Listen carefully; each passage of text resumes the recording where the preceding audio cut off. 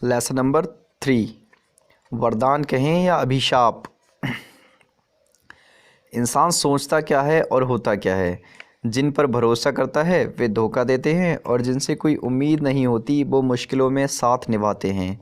जिन घटनाओं को दुर्भाग्य समझते हैं वो अचानक ही सौभाग्य में बदल जाती हैं और जो सौभाग्य दुर्भाग्य में बदल जाता है।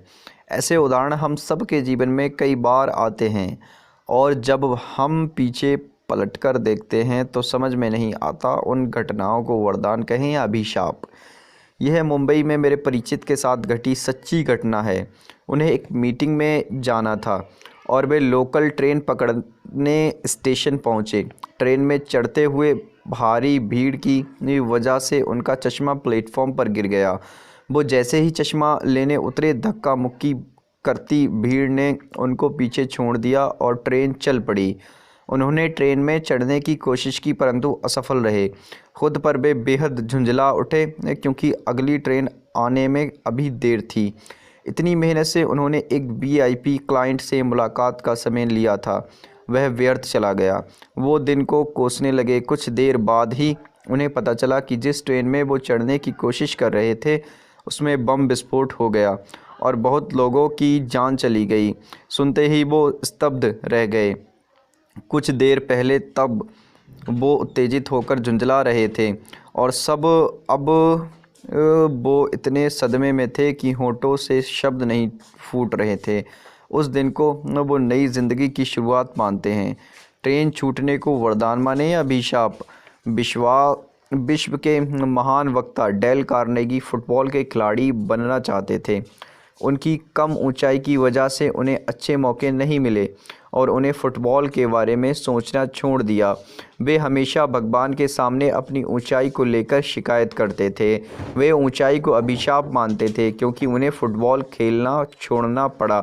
लेकिन बाद में उनकी ख्याति विश्व के सर्वाधिक लोकप्रिय वक्ता और लेखक के रूप में फैली। फुटबॉल ना खेल पाने को वरदान माने या अभिशाप। एक राजा अपने मंत्री के साथ शिकार खेलने पहुंचे। अचानक किसी नुकीली झाड़ी से उनकी उंगली कट गई और उनके मंत्री ने उनसे कहा, महाराज ज़रूर इसमें भगवान की कोई मर्ज़ी होगी। मंत्री की बात पर राजा नाराज़ हो गए और उन्होंने अंगरक्षकों से कहा, मंत्री को कारागार में डाल दो। यदि इस उंगली कटने में कोई ख़ास बात हुई तो मंत्री को उसके वज़न के बराबर सोने से तोलकर मुक्त कर देना और यदि कोई ख़ास बात नहीं हुई तो कारागार में सड़ने देना। अगले दिन महाराज शिकार खेलते हुए रास्ता भटक गए और एक कबीले में पहुंच गए। कबीले में बलि चढ़ाने की तैयारी चल रही थी। कबीले वाले नए आदमी को देखकर बहुत खुश हुए और उन्हें राजा की बलि चढ़ाने का निर्णय ले लिया।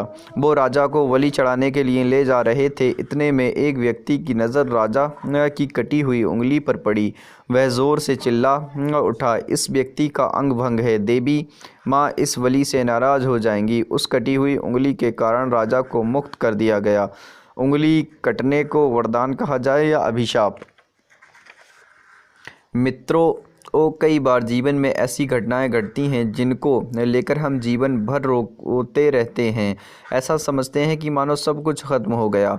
कभी लगता है कि ईश्वर हमारे साथ ही ऐसा क्यों करते हैं, आखिर क्यों बार बार बाधाएं आती हैं।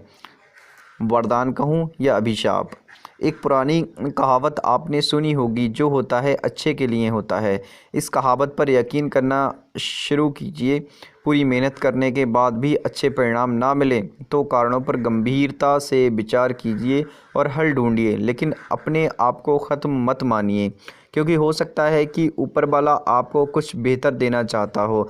आपके हाथ में सिर्फ एक सूत्र है, डटकर सही दिशा में काम करना। कर्म करते जाइए, फल स्वयं ही चला आएगा। हर वो मुश्किल जो आज आपको परेशान कर रही है कल आपके लिए सफलता का नया द्वार खोल सकती है। क्या घटा, क्यों घटा, मेरे साथ ही क्यों घटा, ऐसा होता है तो बेहतर था, वैसा होता तो ज़्यादा अच्छा था, आखिर मैं ही क्यों, कोई और क्यों नहीं, जैसी तमाम लाइनें भूल जाइए, क्योंकि आज का अभिशाप कल एक वरदान हो सकता है और आज का वरदान कल एक अभिशाप हो सकता है। जब दाऊद इब्राहिम मुंबई में था तो उसके पूरे दराज के रिश्तेदार भी अपने आप को दाऊद का करीबी बताकर सीना ठोंकते थे। दाऊद का होना उनके लिए एक वरदान था, क्योंकि सारी मुंबई में दाऊद का खौफ था और इस खौफ की वजह से उनके कोई काम नहीं रुकते थे। मुंबई बम विस्फोट के बाद दाऊद की सारी संपत्ति पुलिस ने सील कर दी। सारे रिश्तेदारों को दबोचकर जेल में बंद कर दिया। दाऊद से रिश्तेदारी और परिचय होना उनके लिए अब एक अभिशाप हो चुका था। कहने का अर्थ है कि जीवन में जिन बातों को हम दुर्भाग्य मानते हैं वे भविष्य का सौभाग्य हो सकती हैं। इसलिए उस ऊपर वाले की रज़ा में विश्वास कीजिए, अपना 100% झोंक दीजिए, जो भी काम कर रहे हों